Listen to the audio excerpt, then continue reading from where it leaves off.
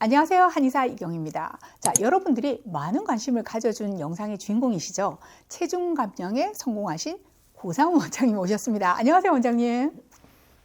안녕하세요. CS 한방병원 고상훈입니다. 체중은 잘 유지하고 계신 거죠? 체중도 물론 많이 빠졌지만 네. 건강을 유지하기 위한 목적이 더 컸기 때문에 그 기대에 맞춰서 잘 유지되고 있습니다. 네, 미모는 계속 잘 유지하고 계세요. 자, 비만 치료를 할 때 저희 CS에서는요, 마흔자로와 더불어 또 다른 훌륭한 무기가 있죠. 바로 절식을 기반으로 한 해독요법인데요. 자, 그런데 원장님, 그 비만이 아니라 암 환자분들 중에서도요, 탄수화물 제한이나 단식에 대해서 관심 있는 분들이 꽤 계신 것 같아요. 어떻게 생각하세요? 제 개인적으로는 기력저하 상태인 경우라면 암 환자분들이 단식이나 식이 제한을 하는 걸 좀 조심스러워하는 편입니다만 경우에 따라 설득력이 있는 방법이기는 합니다. 네. 아시다시피 암세포가 가장 좋아하는 것이 바로 포도당이죠. 네. 암세포는 정상세포보다 당분을 10배에서 많게는 20배까지 더 많이 빨아들여서 성장의 연료로 씁니다. 그렇다면 우리가 당분을 끊고 굶으면 그 암세포도 굶어 죽을까요?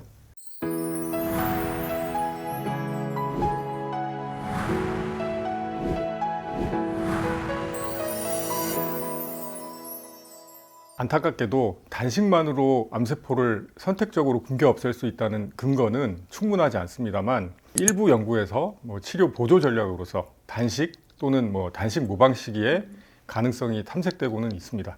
식이 제한 요법에 관심이 있고 시도를 해보고자 하시는 암 환자분들은 무분별한 굶기가 아니라 정확하고 안전한 범주 안에서 암세포의 대사 약점을 공략하는 전략적 접근이 핵심이라고 할 수 있겠습니다. 이 부분은 암 환자의 해독요법 중에 그 신은태 원장님이 다뤄주신 적이 있긴 해요.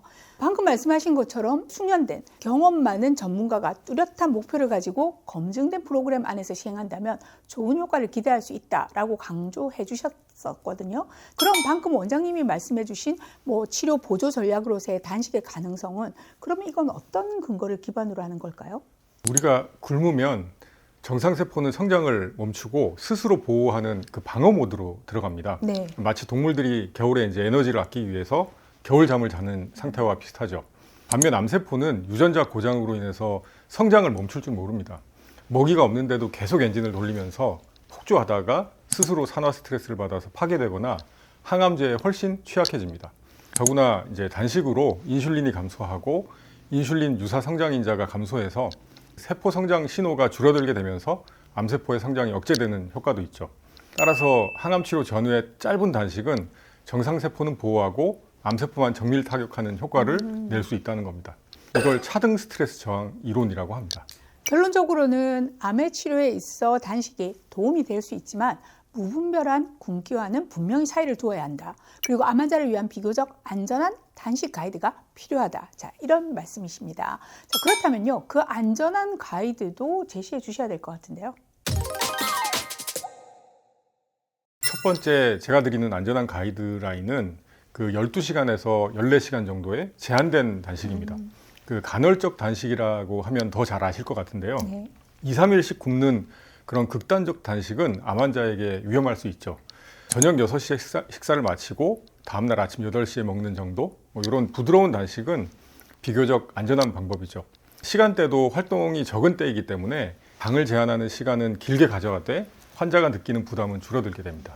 주로 치료를 마친 환자분들의 관리기에 시도해 보기 좋은 방법일 것 같은데요. 자, 그런데 원장님, 해외 연구를 보면은 항암 주사를 맞기 24시간이나 48시간 전, 그러니까 항암 치료 전 단기 단식에 대한 효과를 강조한 것들이 있던데요. 네, 그게 바로 두 번째 단식법인데요.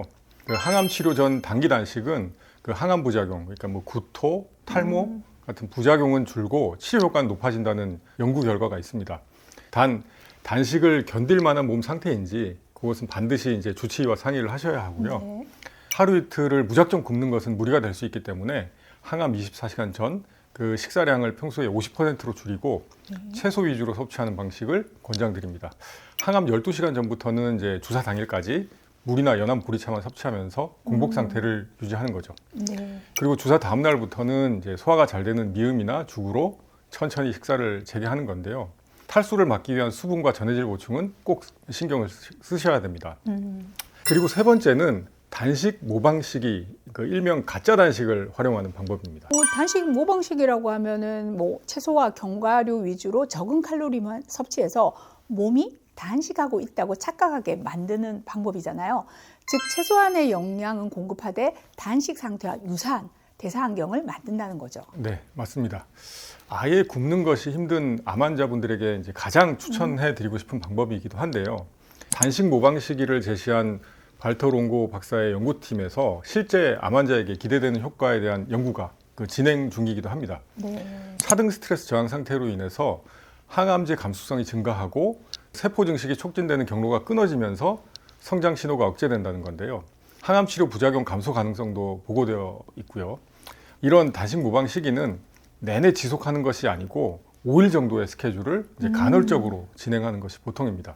특히 암 환자분들은 자신의 몸 상태를 잘 살펴가면서 제한적으로 시행해 보시는 것을 권고드립니다. 지금까지 단식은 하되 비교적 안전하게 하는 방법들을 소개해 주셨는데요. 자, 안전의 이 비교적이라는 말을 특히 강조한 이유는 절대적으로 단식을 하면 안 되는 분들도 있기 때문이겠죠? 네. 이미 살이 빠지고 근육이 줄어드는 단계에서 굶는 것은 분명히 독이 됩니다. 네. 암 환자에게 영양결핍은 생존율에 직접적인 영향을 주니까요. 이분들은 오히려 잘 먹는 것이 치료입니다.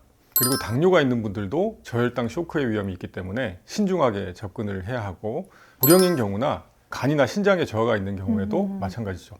사실 한마디로 말씀드리자면 암 환자의 단식은 혼자서 알아서 하는 건강법이 아니라 반드시 전문가의 관리하에서 해야 하는 치료법으로 인식해야 합니다. 네, 오늘 암 환자의 단식과 제한 시기에 대한 내용을 다뤄봤는데요.